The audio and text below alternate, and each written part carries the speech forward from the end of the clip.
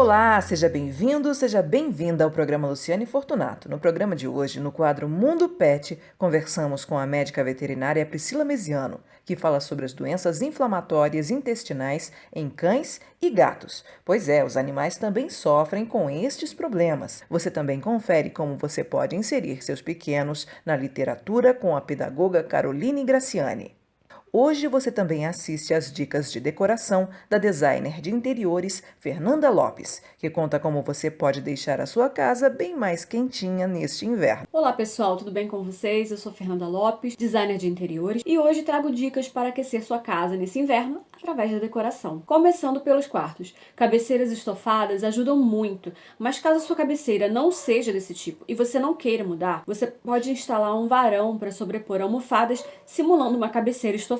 Use mais camadas na roupa de cama e opte por tecidos mais grossos. Cobertores com lã de carneiro e peseiras artesanais, além de lindas, vão aquecer e agregar em estilo. E essa dica serve para sala ou quarto. Substitua as capas de almofadas por capas em tecidos mais quentes, como suede, camurça, veludo ou algodão. Utilize mantas. As mantas decorativas dão um toque estético e agregam em conforto e calor. Há uma grande variedade de mantas no mercado, inclusive as artesanais, e com certeza você vai encontrar algum modelo que combine com o seu estilo. Pisos e paredes devem receber atenção também. Tapetes espessos e com acabamento macio agregam em conforto e em calor. Na sala, recomendo tapetes que cubram a maior parte do ambiente. Já no quarto, você pode utilizar tapetes tipo passadeira nas laterais da cama. Assim, ao levantar seus pés terão uma superfície macia e quentinha para tocar. Com relação às cortinas, é possível utilizar mais camadas e tecidos mais grossos para conservar o calor dentro de casa. E sabe aquela história de que frio é psicológico? Então, existem estímulos mentais que ajudam a aumentar a sensação de calor. Dê preferência a tecidos em cores quentes, como laranja, ocre, amarelo, vermelho e tons terrosos. Evite azuis, lilazes, verde claros, pois eles passam a sensação de refrescância. Todas essas dicas são sazonais e você pode mudar tudo novamente nos meses mais quentes. Espero que goste das dicas e se quiser acompanhar o meu trabalho, me siga no Instagram, no @FernandaLopesInteriores. Até a próxima!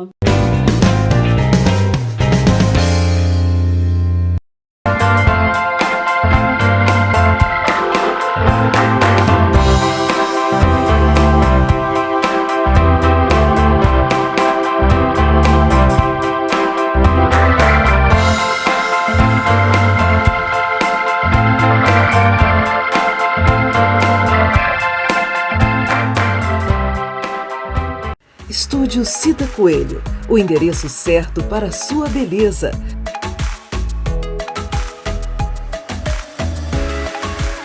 Cortes, luzes, escovas, alongamento de unhas, design de sobrancelhas, maquiagem e depilação.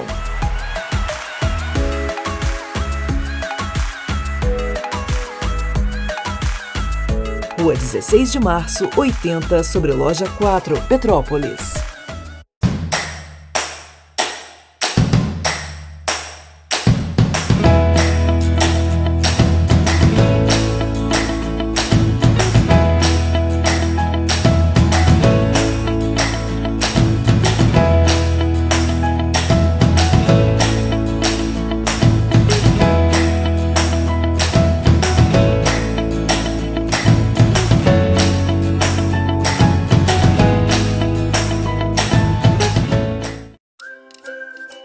Pet da Tia Lu, um espaço voltado exclusivamente para higiene e estética pet. Serviços de banhos para todos os portes, banhos terapêuticos, tosa para raças específicas e profissionais com especialidade em tosa na tesoura. Amor, carinho e respeito pelo seu pet.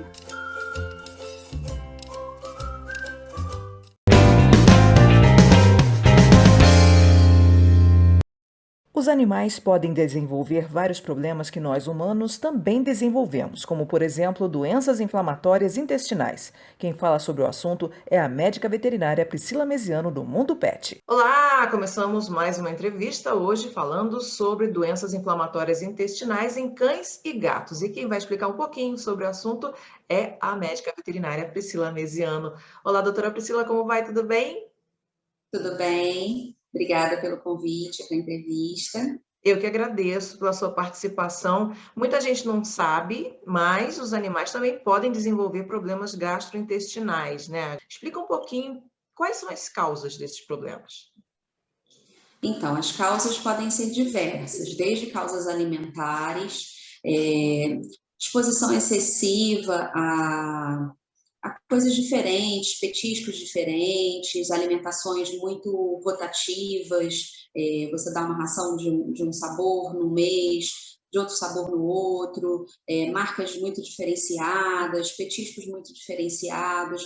Essa exposição a diversos tipos de alimentos pode levar o intestino a ter uma irritação, né? E aí essa irritação pode levar à doença inflamatória intestinal. Outras causas também poderiam ser parasitas, sendo elas os eumintos, né, que são os vermes mesmo intestinais, os protozoários, dentre eles a giardia, que é muito comum aqui na nossa cidade, e também outras causas virais também, que podem levar à irritação intestinal, e agentes irritativos mecânicos, como, por exemplo, nos gatos, a presença de pelo, é uma causa bem comum que pode levar à doença inflamatória intestinal. Então, o gato que se lambe, né, faz a sua higiene, né, constante, ingerindo os pelos, o pelo é um grande agente irritativo, que cronicamente a sua presença dentro do trato gastrointestinal pode levar a uma irritação da parede do intestino e do estômago, levando a doença inflamatória e, no futuro, até um câncer de intestino, um linfoma. Então, é muito importante esse manejo da gente ajudar o gatinho escovando sempre, usando alguns produtos à base de malte, para evitar que o pelo fique aderido no intestino, causando essa irritação. E os sintomas são diarreia e vômito, ou tem outros? Em gatos, os sintomas mais comuns são os vômitos, iniciam com vômitos, tá? E depois pode passar a ter diarreia também. E emagrecimento, né? Porque se o animal vomita, ele não consegue manter o alimento no intestino, no estômago e acaba emagrecendo. Nos cães, o sintoma mais comum é a diarreia, mas também pode ter vômitos. É porque E emagrecimento também. emagrecimento também. E porque às vezes as pessoas acham que só um cocôzinho mole, daqui a pouquinho vai passar. É importante ficar sempre de olho, né? Sempre observando, porque realmente pode se desenvolver e pode ocasionar outros problemas piores, como você mesma falou. A gente já falou de causas, a gente já falou de sintomas. E quais seriam os tratamentos? Então, os tratamentos são específicos para cada causa, né? O importante é o veterinário identificar qual é a causa da doença intestinal do seu animal para poder tratar a causa, né? Se for uma causa basicamente alimentar, mudar a dieta, entrar com uma dieta muitas vezes hipoalergênica ou com uma proteína que o animal nunca teve contato, ou entrar com uma dieta natural, procurando uma nutróloga para orientar essa dieta. Se for uma questão só de manejo, com relação ao gatinho, com relação ao pelo, é só adaptar o manejo, orientar direitinho como é que vai fazer a escovação do animal, passar uma pasta de malte para que o animal elimine essas bolas de pelo e não fique aderido ao intestino. E se for causas envolvidas bactérias ou parasitas ou protozoários, é fazer o tratamento correto e adequado para cada tipo de micro-organismo envolvido, né? O uso de probióticos também é muito importante, ajuda bastante, né? Muitas vezes o diagnóstico é feito baseado em sintomas clínicos e a ultrassonografia, que avalia o segmento intestinal que está espessado, né?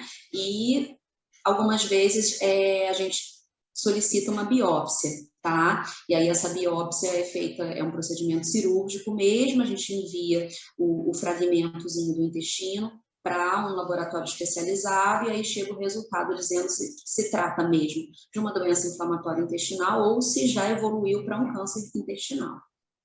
É importante mesmo ressaltar essa questão, né, de se desenvolver um câncer, se a pessoa não tratar, né?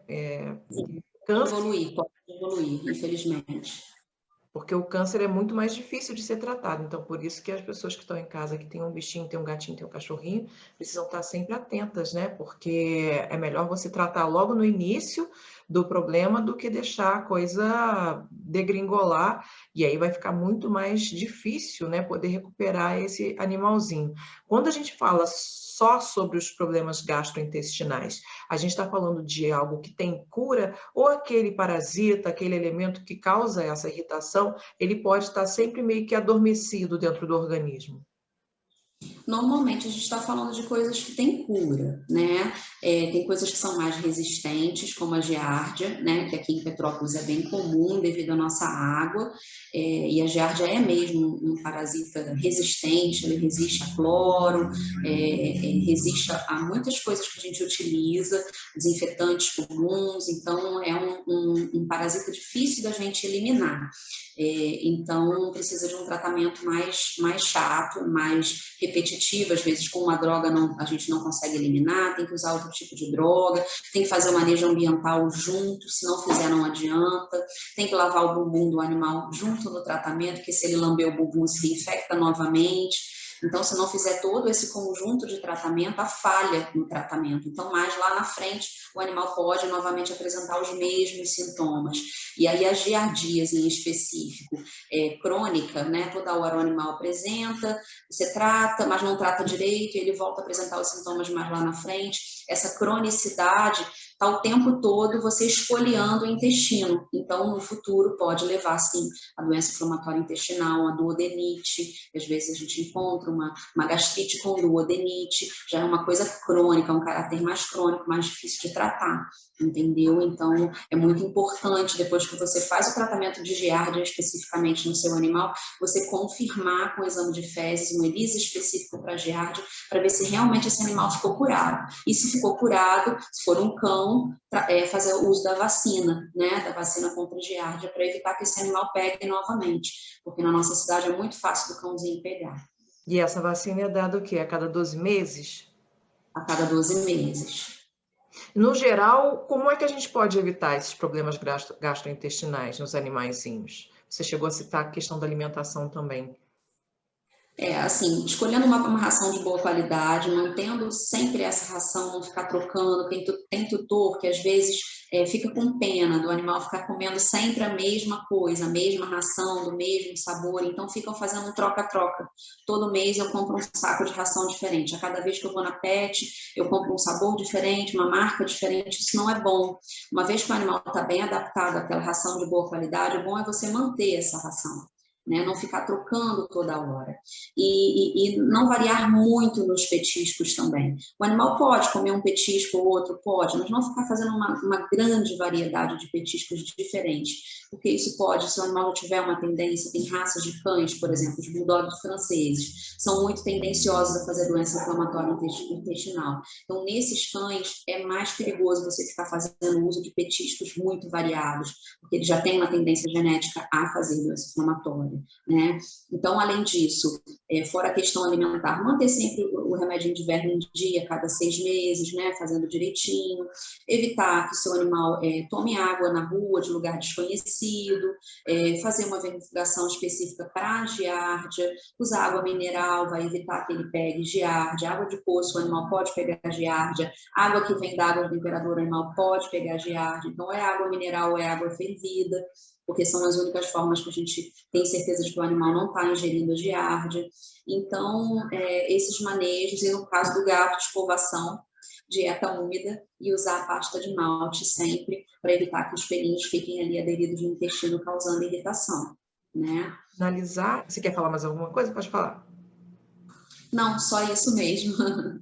Só para finalizar, eu queria que você ressaltasse se tem alguma diferença, se tem alguma influência, por exemplo, quando o animal ele come ração a granel, aquela ração que a gente compra, né, já está aberta, já está lá na loja, a gente não sabe exatamente o que já passou por ali, fica a variação de temperatura, se isso influencia em algum problema gastrointestinal, tanto nos cães quanto nos gatos.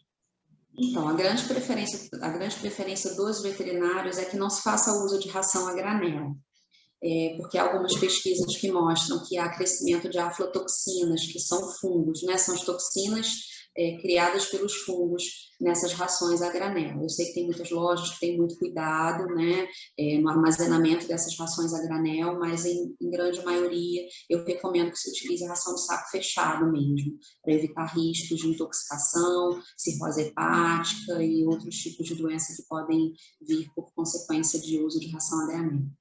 Tá certo. Eu quero agradecer pela sua participação. A doutora Priscila Mesiano atende na Clínica Veterinária Amigo Bicho, não é isso? Na Rua Monte Caseiros, 414, em Petrópolis. Muito obrigada pela sua participação, doutora Priscila.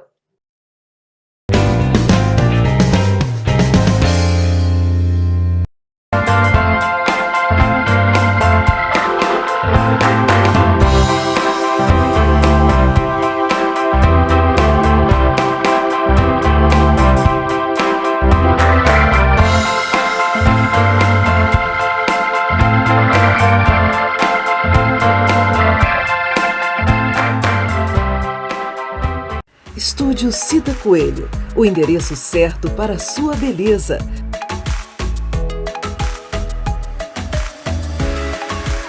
Cortes, luzes, escovas, alongamento de unhas, design de sobrancelhas, maquiagem e depilação.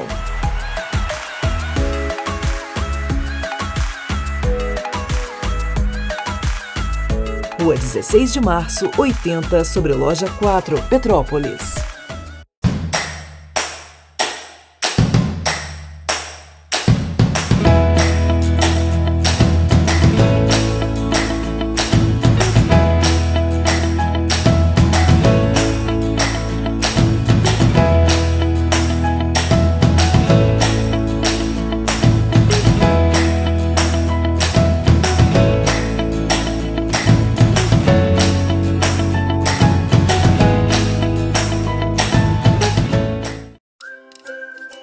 Pet da Tia Lu, um espaço voltado exclusivamente para higiene e estética pet, serviços de banhos para todos os portes, banhos terapêuticos, tosa para raças específicas e profissionais com especialidade em tosa na tesoura, amor, carinho e respeito pelo seu pet.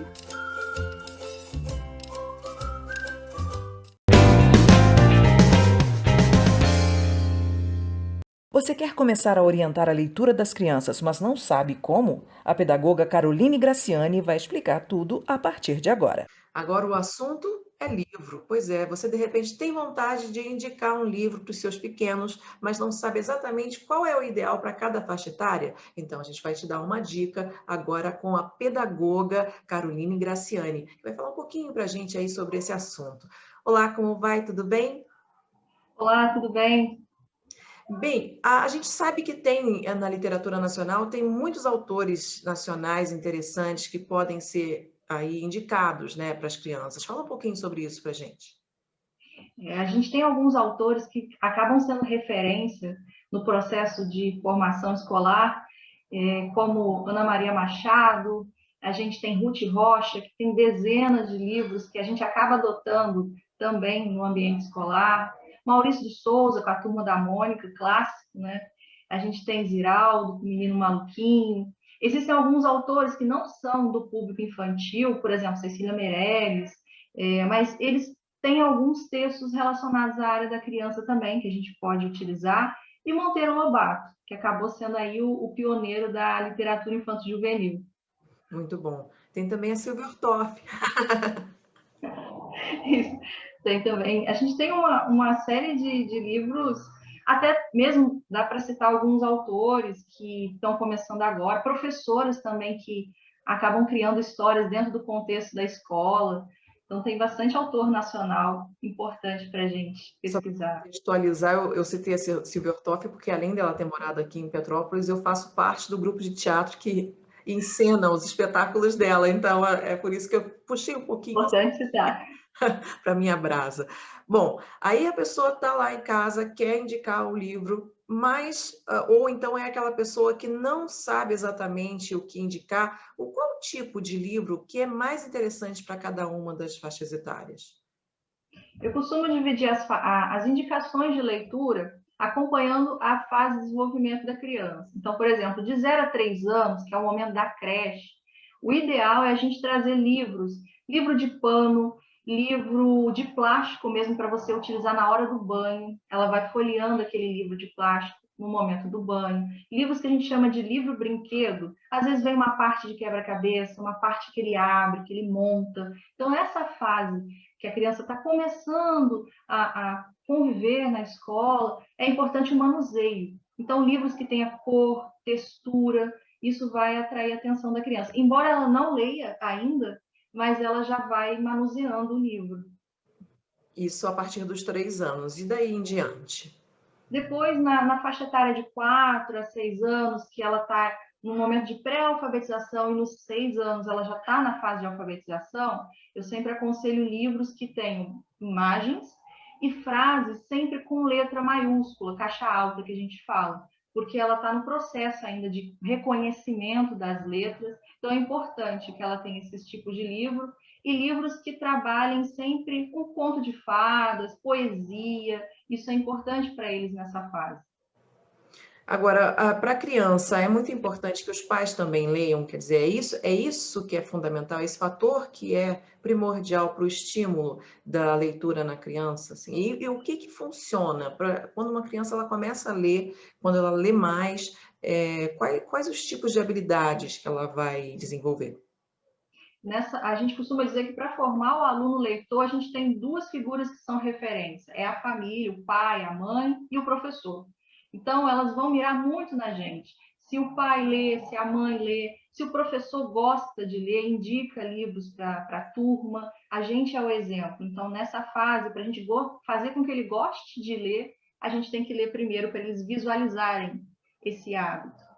E aí a gente vai aumentando a forma de indicar livros. Por exemplo, na fase de 7, 8 anos, a criança já está um pouco maior, aí a gente diminui as imagens do livro, coloca frases maiores, já pode misturar as letras, porque elas já estão alfabetizadas, e são momentos de histórias que reforçam o convívio, o respeito, a conscientização, moral da história, é sempre bom trabalhar histórias assim. E maiores, que aí já são 9, 10 anos, terminando o fundamental já, eles gostam de livros que não precisa ter tanta figura, livros maiores, com textos, e com vários volumes também. Então, são livros que têm sempre uma sugestão já para o mundo pré-adolescente, que é com temas relacionados ao que eles mais se identificam. Agora, quando a gente fala sobre isso, às vezes as pessoas acham que é um hábito elitista, vamos dizer assim, que isso não vai fazer nenhuma diferença na vida daquela criança quando ela for adulta. E né? Tem uma diferença de uma criança que lê para uma criança que não lê, né? Explica pra gente. Faz total diferença. A criança que lê bem, que gosta de ler, ela desenvolve a capacidade linguística dela. Então, ela vai ler muito bem, ela vai escrever muito bem, ela vai saber falar muito bem, que vai ampliar o vocabulário dela. E sem contar com a parte da imaginação, da criatividade, gera empatia, porque a criança se coloca no lugar do personagem, aprende a identificar contexto, interpretar. Então, é um repertório linguístico muito rico para a criança que é estimulada a leitura. Agora, aquela mãe, aquele pai que de repente acha que não tem condição financeira suficiente para poder proporcionar esse tipo de hábito para o filho, o que é que pode ser falado para ele?